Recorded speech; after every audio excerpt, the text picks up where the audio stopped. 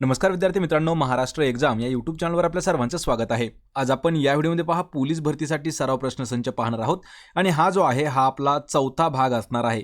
यापूर्वी आपण पहा टोटल 3 भाग घेतलेले आहेत, त्यामध्ये आपण डेली 30 प्रश्न जे आहेत हे घेत आहोत। आणि मित्रांनो, हे जे प्रश्न असणार आहेत हे आपल्याला आगामी येणारी जी पोलीस भरती असणार आहे पहा 2024 साठी, त्यासाठी हे महत्त्वाचे ठरणारे प्रश्न आहेत। कारण यामध्ये आपण पहा जे मागील वर्षी विचारण्यात आलेले प्रश्न आहेत आणि त्यांचा नेमका सिलेबस कसा आहे, त्यांचे प्रकार कसा असतो, त्या पद्धतीचे प्रश्न आपण या व्हिडिओमध्ये घेतलेले आहेत। हा आपला टोटल पहा आजचा चौथा व्हिडिओ आहे। यापूर्वीचे व्हिडिओ पाहण्यासाठी लिंक मी तुम्हाला डिस्क्रिप्शनमध्ये दिलेली आहे आणि सोबतच पहा महाराष्ट्र एक्झाम या नावाने आपलं एक टेलिग्राम चॅनल देखील आहे, त्याचीही लिंक तुम्हाला डिस्क्रिप्शनमध्ये दिली आहे। त्या ठिकाणी जाऊन आपण प्रत्येक व्हिडिओची PDF जी आहे ही फ्रीमध्ये मिळवू शकता। चला तर व्हिडिओला सुरुवात करूया। तर पहा आपला प्रश्न पहिला आहे, हरवलेल्या बालकांचा शोध घेण्याकरिता महाराष्ट्र पोलिसांद्वारे कोणती मोहीम राबवण्यात येते? प्रश्नाचं जर उत्तर येत असेल तर 3 ते 5 सेकंदामध्ये आपण प्रश्नाचं उत्तर मित्रांनो कमेंट करून द्यायचं आहे। पहा, जे काही आपल्या राज्यामध्ये बालकं हरवतात दरवर्षी, तर त्यांचा शोध घेण्यासाठी महाराष्ट्र पोलिसांनी एक मोहीम राबवली आहे। तर त्या मोहिमेचं नाव काय आहे?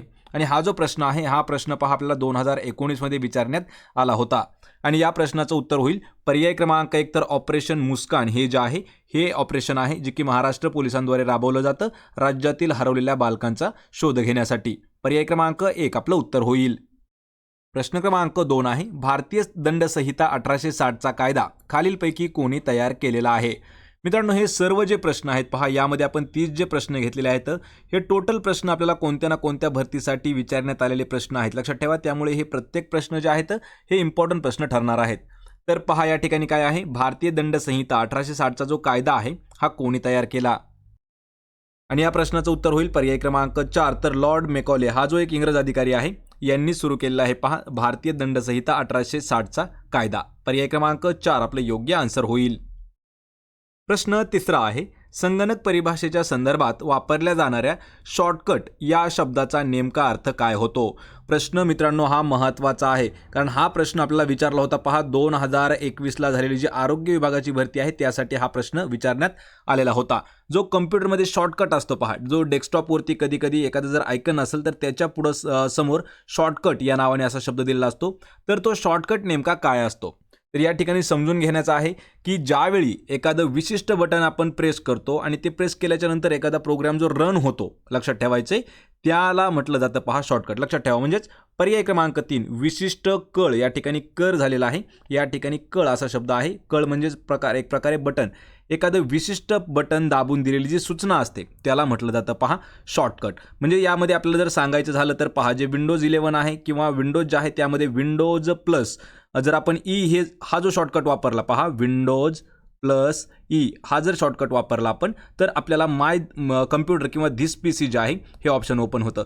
कधी कधी त्यामध्येच पहा जर अजून आपल्याला सांगितलं तर कंट्रोल प्लस C म्हणजे काय होतं, कॉपी, हा झाला एक शॉर्टकट। आणि कंट्रोल प्लस V म्हणजेच काय झालं तर पेस्ट होतं, म्हणजेच कॉपी C न पेस्ट V न, आणि हे जे वापरले जातात पहा हे असे असतात, त्याला म्हटलं जातं शॉर्टकट। पर्याय क्रमांक 3 आपलं योग्य उत्तर होईल।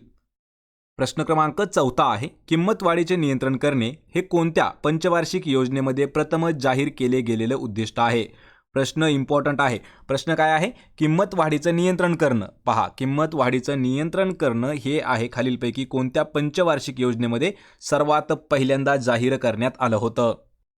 आणि या प्रश्नाचं उत्तर होईल पहा पर्याय क्रमांक 3 जी पहिली पंचवार्षिक योजना झाली पहा मित्रांनो, पहिली पंचवार्षिक योजना, तर त्यामध्येच पहिलंच एक उद्दिष्ट होतं की ते म्हणजे काय होतं, किंमत वाढीचं नियंत्रण करणं, हे पहिल्या पंचवार्षिक योजनेमध्ये केलेलं आहे। पर्याय क्रमांक 3 आपलं या प्रश्नाचं योग्य उत्तर होईल। आणि जेवढ्या काही पंचवार्षिक योजना आहेत त्यामध्ये आपण प्रत्येक ठिकाणी आपण त्याचे व्हिडिओज घेतलेले आहेत, त्या सर्व आपल्याला लिस्ट बाय लिस्ट जर पाहायचे असतील तर त्याच्याही लिंक मी तुम्हाला डिस्क्रिप्शनमध्ये देत आहे। प्रश्न क्रमांक 5 आहे, 15 एप्रिल 1920 रोजी खालीलपैकी कोणी नाशिकचा उदोजी स्टुडंट हॉस्टेलची पायाभरणी केली होती? पहा प्रश्न हा इम्पॉर्टंट आहे। तर खालीलपैकी असं कोणतं व्यक्तिमत्व आहे की त्यांनी 15 एप्रिल 1920 रोजी नाशिकमध्ये जे उदोजी स्टुडंट हॉस्टेल आहे त्याची पायाभरणी केली होती, म्हणजेच त्याची स्थापना केली होती? तर या प्रश्नाचं उत्तर होईल पर्याय क्रमांक 1 छत्रपती शाहू महाराज हे जे आहेत यांनी 1920 या ठिकाणी आपल्याला डेट पण दिलेली आहे पहा 15 एप्रिल 1920 या दिवशी उदोजी स्टुडंट हॉस्टेल जे आहे त्याची स्थापना केलेली होती। पर्याय क्रमांक 1 आपलं उत्तर होईल छत्रपती शाहू महाराज। प्रश्न क्रमांक 6 आहे पवित्र या शब्दाचा समानार्थी शब्द कोणता होईल। मित्रांनो सर्वात महत्त्वाचं म्हणजे जे काही TCS असू IBPS असू कोणतंही पॅटर्न असू त्यानुसार जर आपण पाहिलं तर सर्वात महत्त्वाचं आपल्याला विचारलं जातं पहा मराठी व्याकरणामध्ये समानार्थी शब्द सोबतच पहा विरुद्धार्थी शब्द या दोन घटकावरती आपल्याला हमेशा 2 ते 3 प्रश्न हे नेहमी विचारले जातात आणि सोबतच यामध्ये काही ठराविक असे शब्द आहेत तेच शब्द आपल्याला रिपीट म्हणून घेतले जातात। त्यासाठी पहा आपण 200 समानार्थी आणि 200 विरुद्धार्थी असे टोटल 400 शब्द जे आहेत त्यांचा एक व्हिडिओ घेतलेला आहे त्याच्याही लिंक मी तुम्हाला डिस्क्रिप्शनमध्ये देत आहे। यामध्ये पहा काय शब्द दिला आहे पवित्र हा जो शब्द आहे याला समान अर्थाचा शब्द कोणता होईल।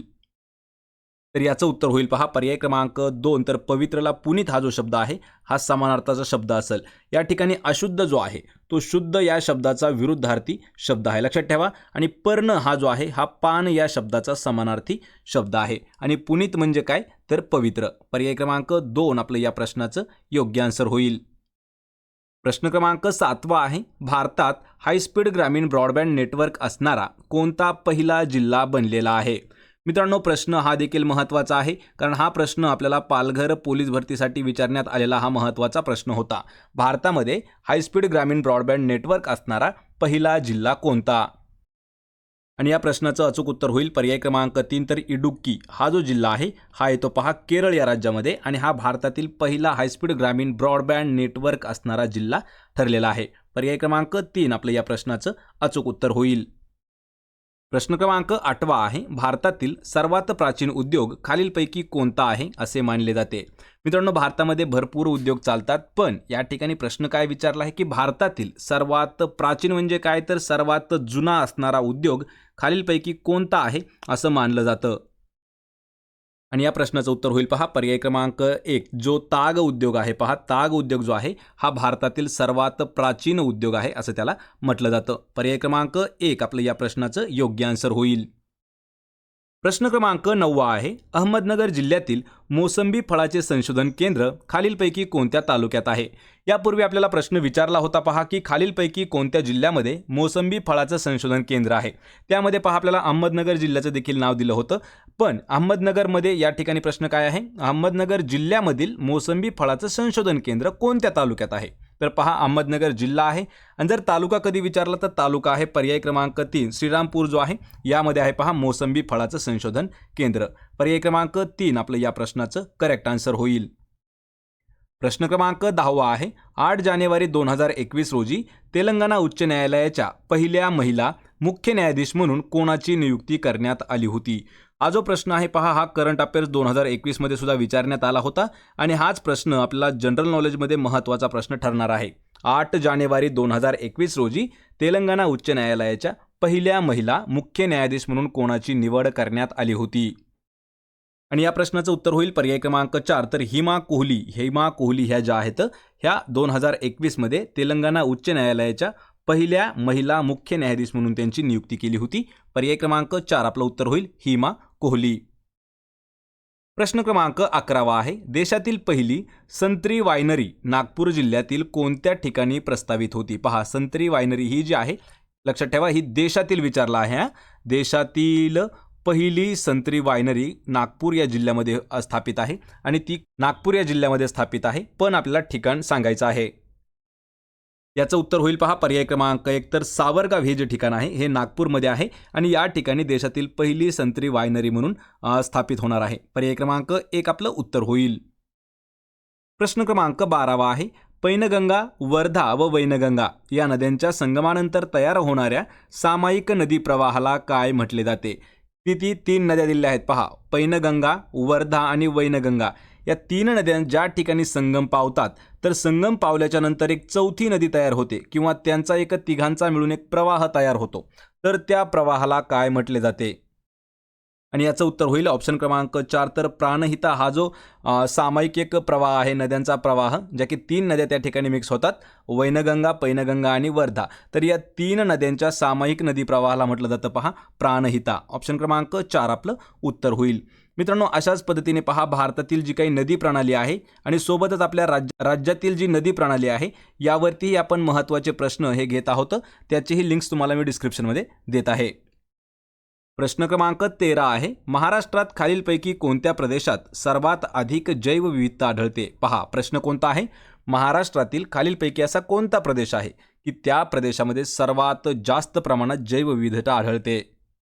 आणि या प्रश्नाचं उत्तर होईल पर्याय क्रमांक 1 जो पश्चिम घाट आहे, तर पश्चिम घाट या प्रदेशामध्ये सर्वात जास्त जैवविविधता आढळत आहे. पर्याय क्रमांक 1 आपलं योग्य उत्तर होईल. प्रश्न 14वा आहे, ग्लोरी ऑफ आलापल्ली या स्थायी संरक्षित प्लॉट खाली एकूण किती क्षेत्र व्यापलेलं आहे? पहा, ग्लोरी ऑफ आलापल्ली हे जे एक संरक्षित प्लॉट आहे तर यामध्ये एकूण किती क्षेत्र व्यापलेलं आहे?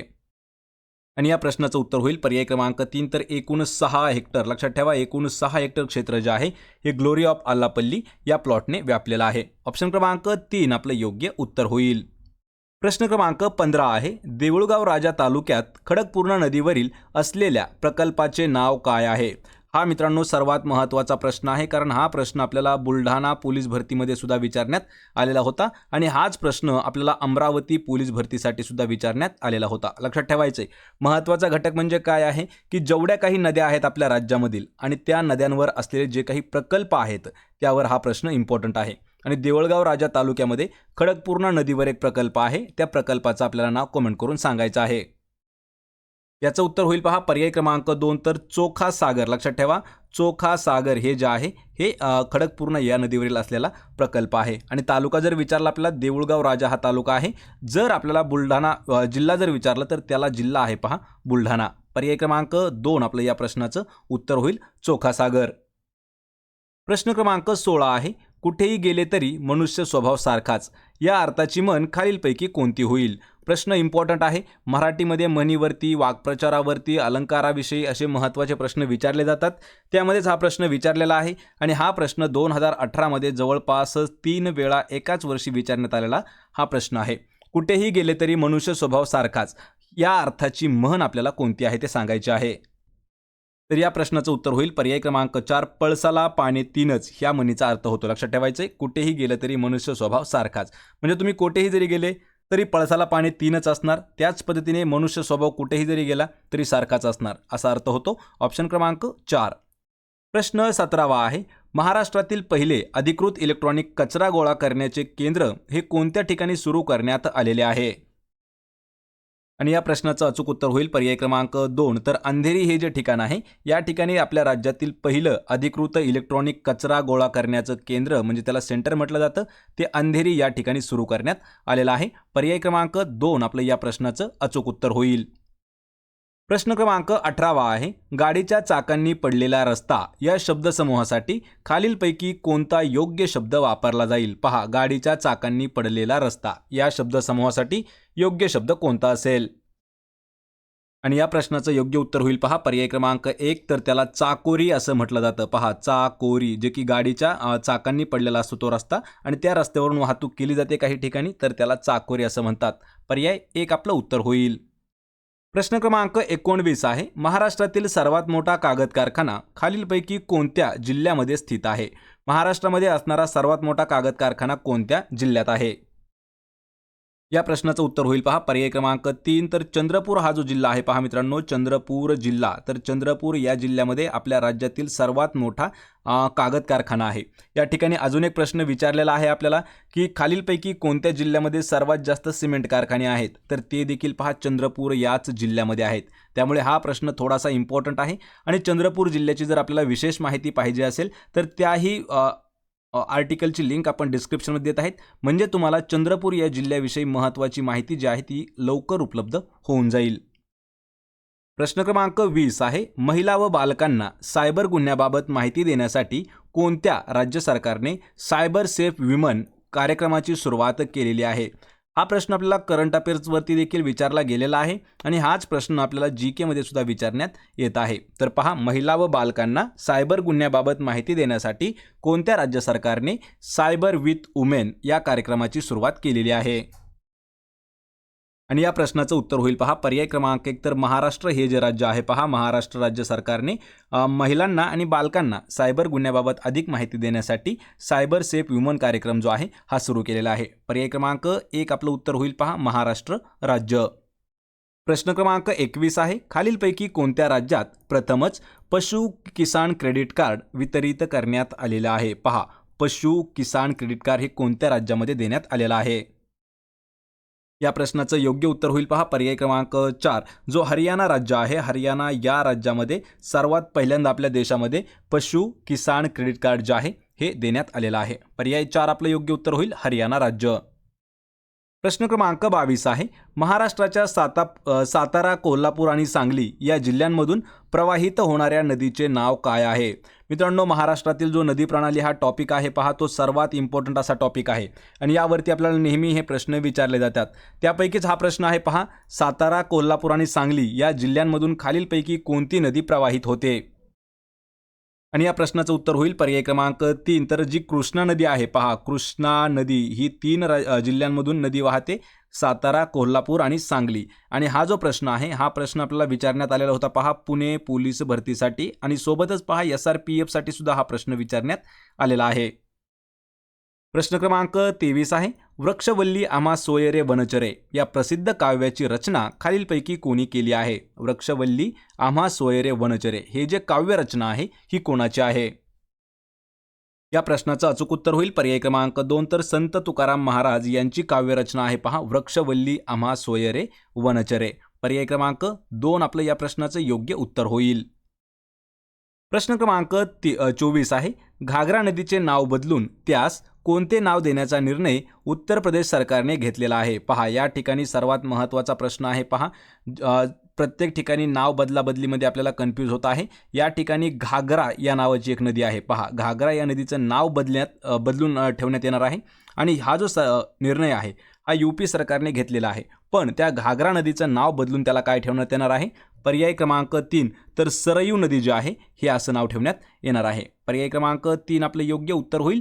आणि मित्रांनो जेवढं काही आत्तापर्यंत जेवढे काही जिल्ह्यांचे नावं आहेत किंवा काही काही ठिकाणांची जी नावं आहेत हे बदलण्यात आलेले आहेत त्यामुळे जे काही जुन्या प्रश्नपत्रिका आहेत पहा त्यामध्ये थोडंसं कन्फ्यूज होत आहे.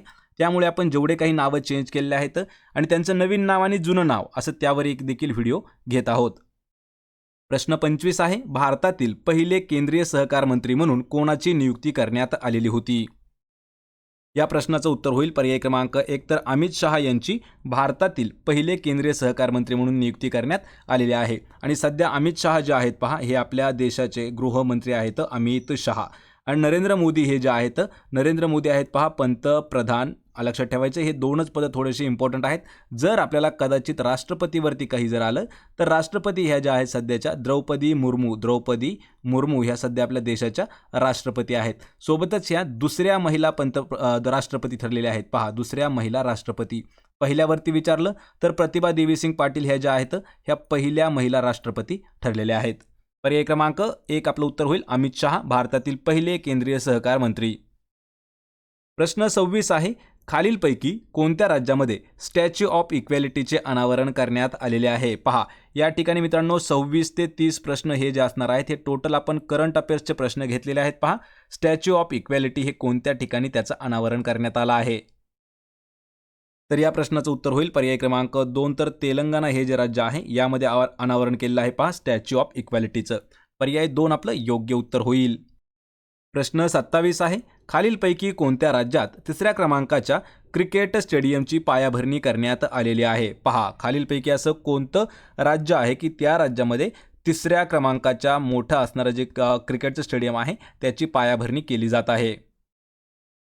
आणि या प्रश्नाचं उत्तर होईल पर्याय क्रमांक 3 उत्तर होईल याचं राजस्थान राज्यामध्ये पहा 3ऱ्या क्रमांकाचं क्रिकेट स्टेडियम जे आहे ते उभारण्यात येत आहे. ऑप्शन क्रमांक 3 आपलं उत्तर होईल राजस्थान.